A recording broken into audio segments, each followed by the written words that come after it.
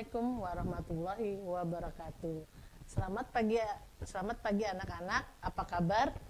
Semoga kalian selalu sehat walafiat. Nah, kembali lagi kita belajar di rumah. Kita masih tetap menerapkan pembelajaran di rumah. Pembelajaran jarak jauh PJJ Kecamatan Harjamukti. Hari ini Ibu akan menerangkan tentang tema 2, selalu berhemat energi, subtema 3, energi alternatif, pembelajaran 1 dan 2. Nah, sebelumnya kita berkenalan dulu. Nama Ibu Sri Aryani, Ibu mengajar di SD Negeri Rinjani. Nah, walaupun kita masih belajar di rumah, kita harus tetap mengikuti protokol kesehatan, yaitu 5M. Apa aja anak-anak? Yang pertama yaitu memakai masker. Kalian jangan melepaskan masker jika ingin bepergian, karena itu dapat membantu kita menghindari virus. Yang kedua, mencuci tangan. Nah, selalu lakukan cuci tangan setiap kita setelah melakukan kegiatan agar kita terhindar dari COVID-19. Jangan lupa mencuci tangan menggunakan sabun dan air yang mengalir.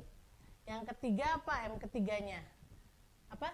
Menjaga jarak. Nah, itu sangat diperlukan, menjaga jarak. Jika kita berbicara dengan orang lain, kita harus menjaga jarak minimal 1 meter. M yang keempatnya, menjauhi kerumunan. Nah, di sini sangat penting sekali untuk menjauhi kerumunan. Jadi hindari kerumunan ya. Dan yang terakhirnya apa? Membatasi mobilitas. Apa itu mobilitas? Yaitu bepergian. Nah, sekarang kalian tahan dulu untuk bepergian kemana, ke mall atau kemanapun ya. Jadi untuk agar COVID-19 ini segera berakhir. Nah, persiapan sebelum kita belajar yaitu apa aja? 1. Siapkan alat-alat tulis kalian, yaitu buku dan pensil kalian. Yang keduanya, minum. Ya, air minum kita akan membutuhkan di saat kita sedang belajar karena sering dehidrasi ya. Jadi jangan sampai kita sedang belajar kita dehidrasi. Jadi kita siapkan air minum. Nah, yang terakhir, posisi duduk yang benar ya anak-anak. Sudah siap kita akan memulai pelajaran? Oke, ternyata sudah siap semua ya. Nah, tapi sebelum belajar kita harus berdoa dulu sebelum belajar. Ada yang tahu doa sebelum belajar? Oh, pintar. Nah, ini coba kita baca bersama-sama ya. Bismillahirrahmanirrahim. Raditu billahi robba wa bil islami dina wa bil muhammadin nabiyya wa rasulah. Rabbi zidni ilman warzuqni fahman. Artinya, kami ridhoi Allah sebagai Tuhanku ya. Dan semoga Allah menambahkan ilmu kepada kita semua ya. Nah, ini. Nah, apa sih tujuan pembelajaran kita hari ini anak-anak? Yang pertama, siswa mampu mengidentifikasi manfaat energi alternatif dalam kehidupan sehari-hari. Yang keduanya, siswa tahu mengidentifikasi tanaman jarak sebagai sumber daya alam alternatif dan pemanfaatannya dengan tepat. Nah, yang ketiganya, siswa mampu membandingkan teks petunjuk ya. Dan terakhirnya mampu menyanyikan lagu rayuan Pulau Kelapa sesuai dengan temponya ya anak-anak. Nah, yang pertama kita energi alternatif. Apa sih anak-anak energi alternatif itu? Energi alternatif itu yaitu sumber energi yang dapat menggantikan bahan bakar minyak atau BBM. Kalian tahu kan BBM, jenis-jenis BBM itu ya, kayak contohnya yang tidak itu seperti bensin yang kalian gunakan untuk kendaraan bermotor kalian ya. Nah, energi alternatif itu pengembangan sumber energi memanfaatkan sumber-sumber energi yang tersedia di alam yang persediaannya tidak akan habis.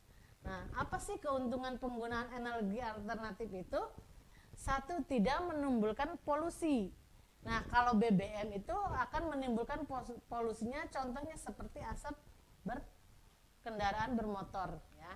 Yang keduanya, jumlahnya kalau energi alternatif itu tidak terbatas di muka bumi ini. Jadi akan terus selalu berpembaharuan ya. Nah, yang ketiganya menjadi sumber energi gratis karena tersedia di alam bebas. Nah, contohnya apa aja sih sumber energi alternatif itu anak-anak? Apa? Matahari, pintar. Terus angin. Terus air. Nah, terus apa lagi?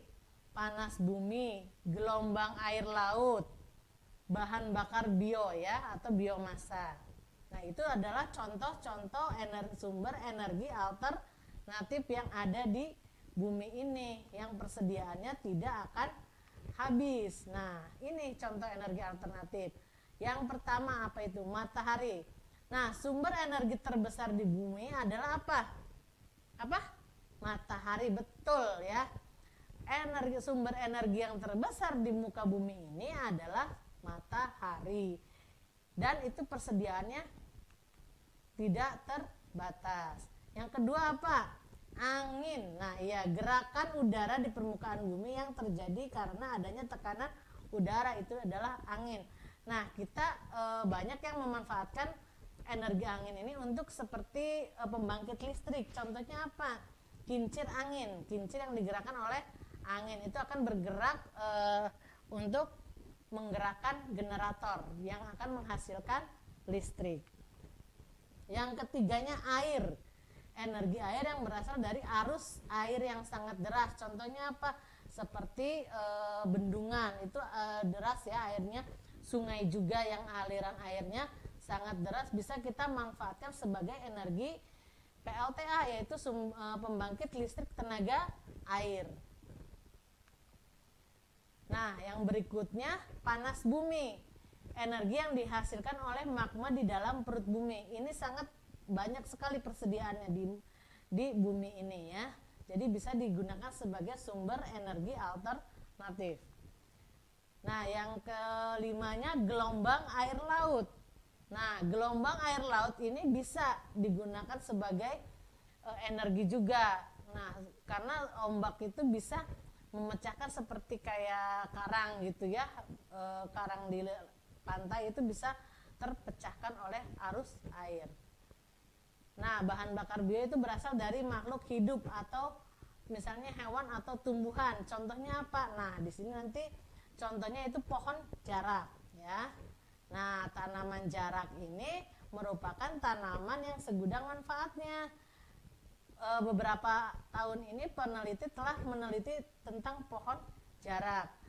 Nah, pohon jarak ini sangat berguna ya. Bisa dijadikan sebagai berikutlah manfaatnya. Tanaman jarak dapat dijadikan minyak pelumas dan bahan bakar biodiesel. Banyak di negara kita ini yang memanfaatkan energi alternatif tanaman jarak, sehingga banyak orang yang menanam pohon jarak untuk dijadikan sebagai alternatif alternatif sumber daya alam ya. Nah, yang kedua dapat dijadikan minyak rambut dan minyak gosok. Lalu antibakteri juga bisa pohon jarak ini ya. Terus antiinflamasi. Yang kelimanya meredakan bengkak. Nah, tanaman jarak ini bisa sebagai obat juga ya. Jadi banyak sekali manfaatnya pohon jarak ini atau tanaman jarak. Nah, ini yang terutama mengobati gigi berlubang bisa ya. Untuk kalian yang giginya berlubang bisa menggunakan pohon jarak ya untuk mengobatinya. Meredakan gatal-gatal juga yang merasa badannya sering gatal, kalian bisa menggunakan tanaman jarak untuk mengobatinya. Nah, membaca teks petunjuk. Apa sih Bu teks petunjuk itu? Contohnya seperti apa teks petunjuk itu? Nah, ini teks petunjuk adalah teks yang memberikan anjuran atau arahan kepada pembacanya. Nah, seperti contohnya kalian pernah tidak melihat kalau kalian mau minum obat, kan di situ ada teks petunjuknya. Nah, di situ teks petunjuknya itu untuk bagaimana cara kita menggunakan obat. berapa takarannya yang harus kita ikuti sesuai teks petunjuk dan dosisnya.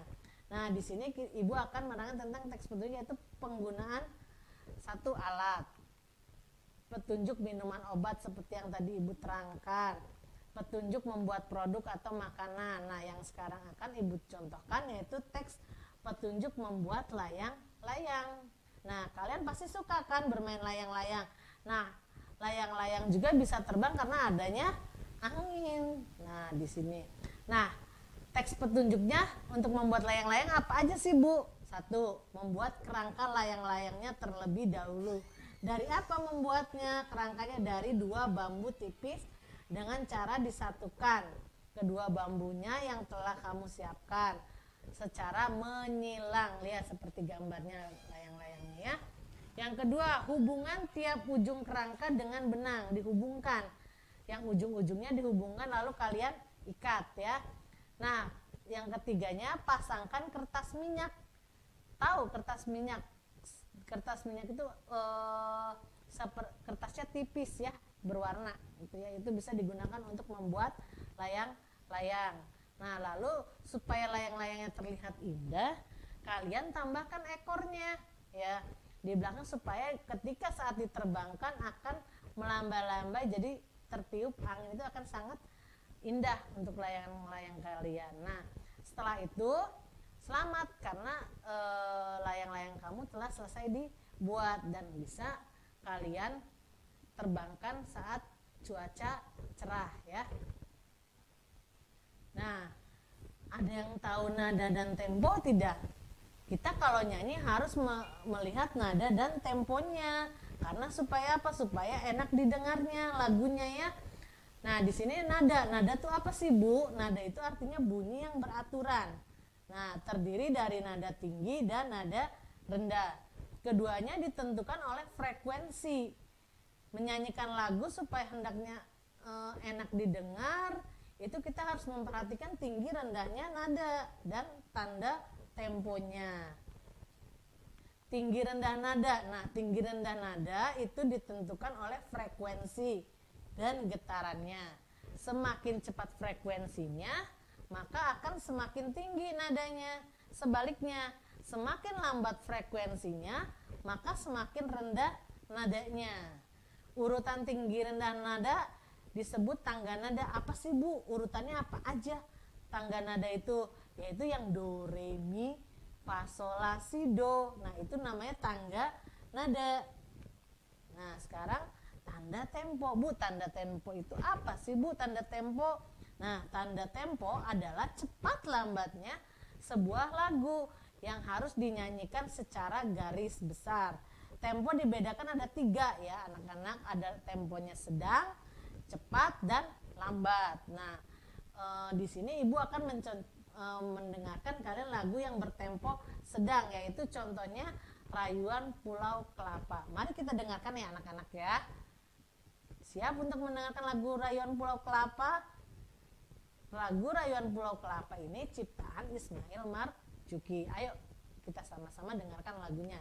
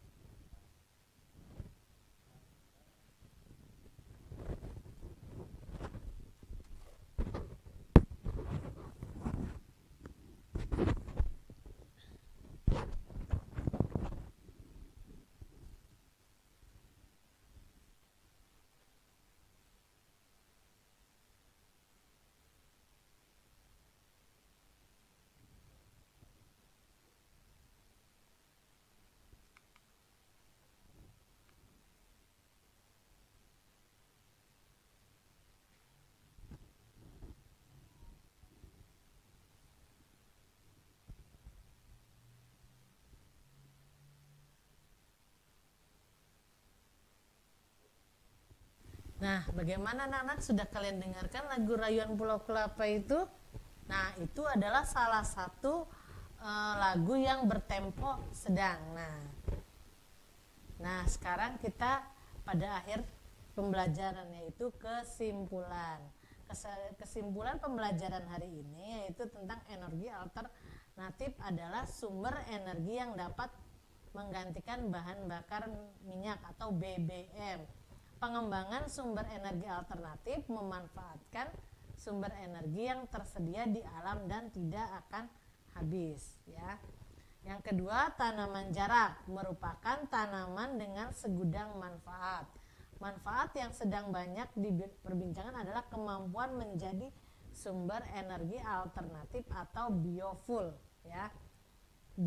Hanya dengan memeras bijinya maka akan diperoleh minyak jarak sebagai bahan bakar. Yang ketiga, teks petunjuk adalah teks yang memberikan anjuran atau arahan kepada pembacanya. Yang terakhir yaitu nada, arti bunyi yang beraturan, terdiri dari nada tinggi dan nada rendah. Keduanya ditentukan oleh frekuensi. Menyanyikan suatu lagu hendaknya memperhatikan tinggi rendahnya nada dan temponya. Jadi kalian kalau menyanyi perhatikan tinggi dan rendahnya nada atau temponya, ya, supaya enak didengar.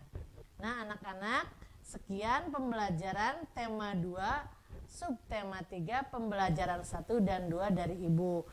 Ibu mohon maaf apabila ada kata-kata yang salah atau yang tidak berkenan, ya. Wabillahi taufiq walhidayah. Wassalamualaikum warahmatullahi wabarakatuh.